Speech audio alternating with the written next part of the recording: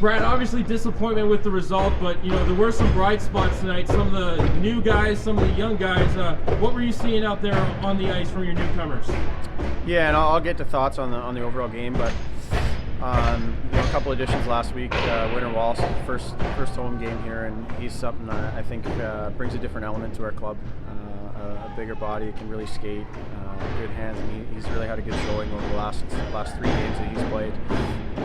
Carter Rose played a little bit of a game last week, but had a good chunk of practice here this week. He jumped in, and I thought he looked good on the back end.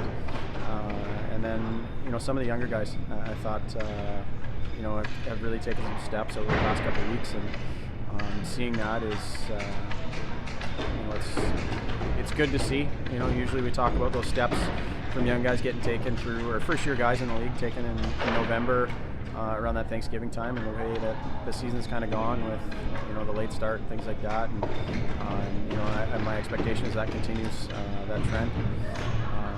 You mentioned the disappointment, and it resonates through everybody, and it's really tough. There's stretches of that game I really like. At the same time, first period we have 4 stick penalties, 4 stick infractions. You're shorthanded for 6 or 7 minutes. There's not much push from that. It's really tough to, we talk about flow or game flow, and you notice the difference. You go into the second period, and there isn't that, and I think we're very good in the second period. So it's tough to stomach, and the analogy I kind of use is, it seems like when maybe that confidence isn't there, or there's struggles, that it's like dipping your toe in cold water. You dip it in, and then you're not sure, and you're slow. Whereas you just need to make that commitment and jump in. And when you see it, it's you notice it. I think the guys are very close, but close only counts. And you say the horseshoes and hand grenades, but it's definitely tough. So we got to figure out a way to continue to push, continue to develop, continue to get better, and have efforts like we did later in that game, and the bright spots will be there. You mentioned the first period, and certainly it could have been a lot worse without Matthias Scholl in net. What kind of effort did your goaltender give in that first period just to help keep you guys in the game? Yeah, I mean, when you're shorthanded for, like I said, for the 7 minutes, it's one thing if you take a hard penalty. It's I don't want to say rough, but like a hitting penalty, or something that's body on body, and when they're reaching penalties, and it's those are usually the ones that hurt you, and maybe they don't hurt us today from a power play PK's perspective, but definitely generates momentum for them. We've got guys playing in those minutes that it's wearing them, and it's tough.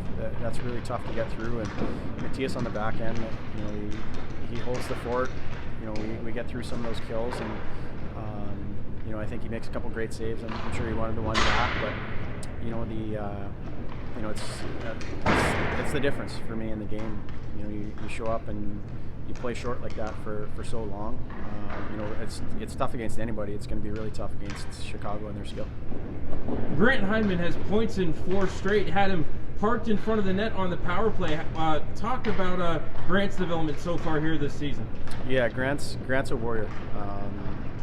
I don't know if you noticed, he had a cage on tonight. He took a shot in the face yesterday. His lip split open by about an inch. He's missing teeth, and that's the type of character kid he is.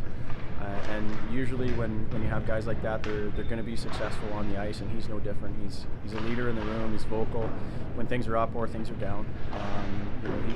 I think if you asked or polled the guys in the room, he's one of the guys for sure that's going to be at the top of the list. If you go into a tough situation, you want him with you. And he's been rewarded offensively. I don't think anybody looks at Grant and says, hey, he's going to be an offensive powerhouse. But what we've seen over the past couple of weeks, of him just adhering to details, getting to the net, whether that's on the rush, off the rush, and today was just a hunch at the bench. We were short on PP, and I think we had one of the guys was in the box, and just thought it would be the right place at the right time, and he got rewarded for it. I think it's 12 or 13 games without a goal now for Ando. He's still producing, but what do you think he needs to do to try to find one in the back of the net? Yeah, I think he's just delivering. He's a very cerebral, pass-first player, and you see that when he executes, and he's he's definitely helping on the offense. I think that's an area of his game that, you know, he'd probably tell you the same thing. He needs to get that puck off his stick a little bit more, and you know, I think he had a few opportunities tonight. If he continues to play that way, it'll go in the back of the net. All right, thanks, Brett.